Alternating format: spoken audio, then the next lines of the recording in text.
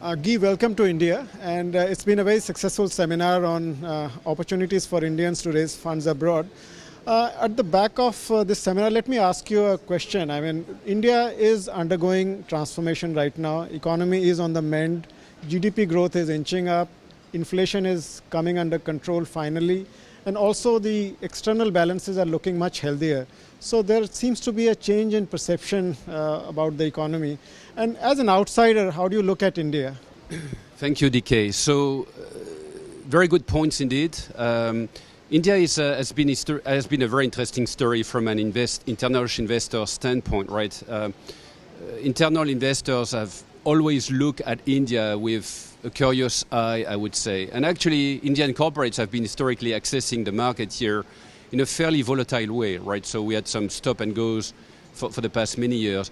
The perception is changing. I think that there is a clear sentiment, positive sentiment, which is building up. As you said, there are many good stories for India at the moment. And there is no doubt that India is, a bright spot in the global economy. And I think international investors are realizing that. There is still a lot to go in terms of does it mean, what does the reform agenda means for Indian corporates, specifically in the utility sector, in some commodity sector. I think investors have been burned in the fact that some significant delays in deploying capital spending, capital infrastructure in the country. But the sentiment is changing. I think we definitely saw it at the beginning of the year with a few very high-profile bond issuance, significant in size and in maturity.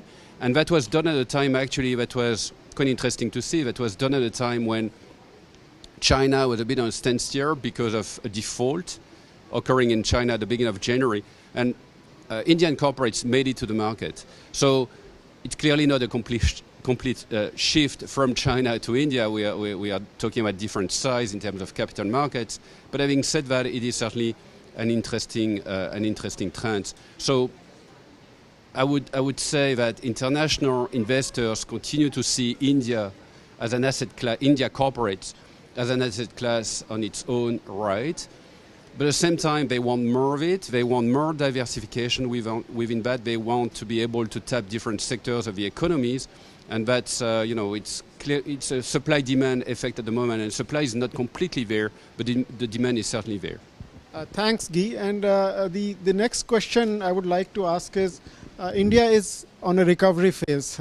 Things are improving, but it's not there as yet, I think, as you also pointed out. So in this recovery phase, do you think that funding opportunities for India Incorporated are rising? Will it be easier for Indians to access global capital right now? Definitely so. We've got a positive expectation for external financing for corporations in India in the international bond markets. It's been between 10 and 15 billion US dollars for the past few years now, year on year. It was 14 billion last year. We expect these to go up to 25 billion. So could it be this year? I'm not sure about it. Probably not, because capital infrastructure spending actually is expected to go down a bit. There is a lot of wait and see in the market at the moment in terms of the reform agenda. But beyond that, as capital spending resume and a few corporates, an increased number of corporates here look to international debt markets, I think we can expect total bond financing internationally in the international market to go up to 25 billion.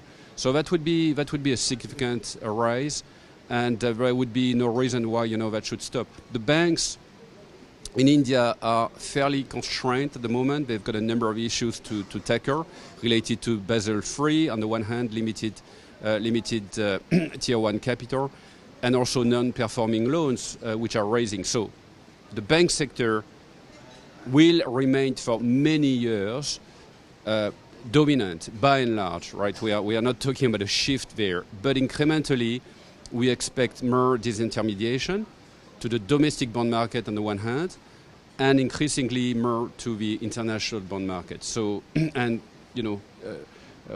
with stimulation on the international investor appetite for it. These are very encouraging developments. Thank you, Guy, for your time, and it's been a pleasure talking to you. Thanks.